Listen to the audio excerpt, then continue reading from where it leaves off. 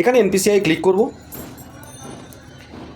বাঁ পাশে যে 3 লাইন্স আছে, ডেস্কটপে অন্যরকম আসে, ডান পাশে চলে আসে। এখানে কাস্টমারে যেতে হবে। আর এখানে 3, 4, 5 নম্বরে দেখুন ভারত আধার সিডিং এনেবলার, এটাতে ক্লিক করতে হবে। 3 নম্বর অপশান আধার ম্যাপ স্ট্যাটাসে আমরা ক্লিক করব, চেক করে নেব। এখানে আধার নাম্বারটা আমরা টাইপ করে দেবো এবং ওটিপিটা দেওয়ার পর আমরা কনফার্মে ক্লিক করব। এখানে দেখতে পাবো Aadhaar card enabled for DBT direct benefit transfer. Airtel payment ব্যাঙ্কে রয়েছে 13/9/2018। আমরা এটাকে এই এয়ারটেল পেমেন্ট ব্যাঙ্ক থেকে আমরা সেন্ট্রাল ব্যাঙ্ক অফ ইন্ডিয়াতে নিয়ে আসবো, যে ব্যাঙ্ক অ্যাকাউন্ট এখন পুরোপুরি ইউজ করছে। এয়ারটেল পেমেন্ট ব্যাঙ্ক অতটা হয়তো এই কাস্টমার ইউজ করে না, ঠিক আছে। তো আবার আমরা হোমে চলে আসবো।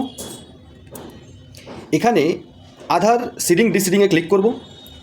এই সার্ভিসটার থেকে বেরিয়ে যেতে চাইছেন, কনফার্মে ক্লিক করব। এখানে আধার নাম্বার আবার দেবো। এবারে দেখুন সিডিং মানে সিট করা, ডিসিডিং মানে আপনি যদি ডিসিডিং করতে চান তাও সম্ভব। সিডিংয়ে ক্লিক করবেন।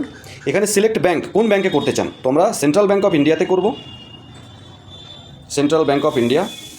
ফ্রেশ সিডিং মানে সিডিং নেই সেখানে করবেন। এটা কিন্তু আপনাকে দেখে নিতে হবে এই আধার স্ট্যাটাস থেকে যে সিডিং আছে কিনা। যদি আছে তাহলে দ্বিতীয়টাই করতে হবে, movement same bank with another bank. যদি এয়ারটেল পেমেন্ট ব্যাঙ্ক থেকে এয়ারটেল পেমেন্ট ব্যাঙ্কের অন্য কোনো অ্যাকাউন্টে করতে চান তাহলে হবে।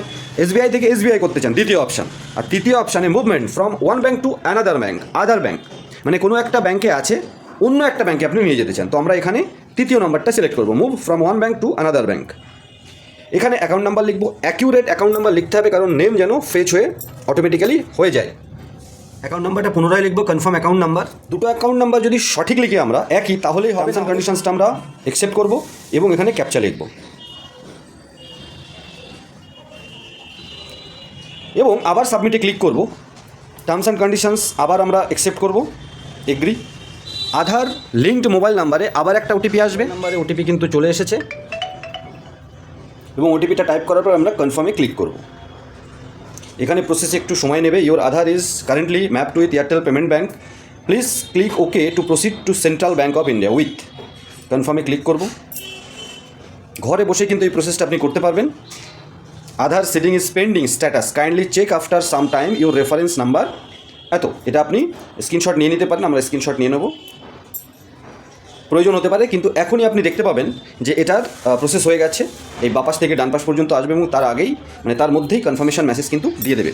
তো আপনি এইভাবে ছোট্ট প্রসেসের মাধ্যমে দেখুন success, Aadhaar seeding deseeding success, your Aadhaar number successfully reseeded from Airtel payment bank limited to Central Bank of India, account number তাহলে আধার নাম্বার কিন্তু আপনি ঘরে বসে একটা ব্যাঙ্ক থেকে আরেকটা ব্যাঙ্কে কিন্তু সিট করে নিলেন।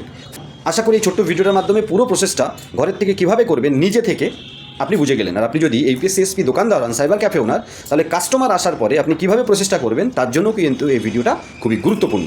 মন দিয়ে আশা করি দেখলেন এবং ভালো লাগলে কমেন্ট করতে ভুলবেন না।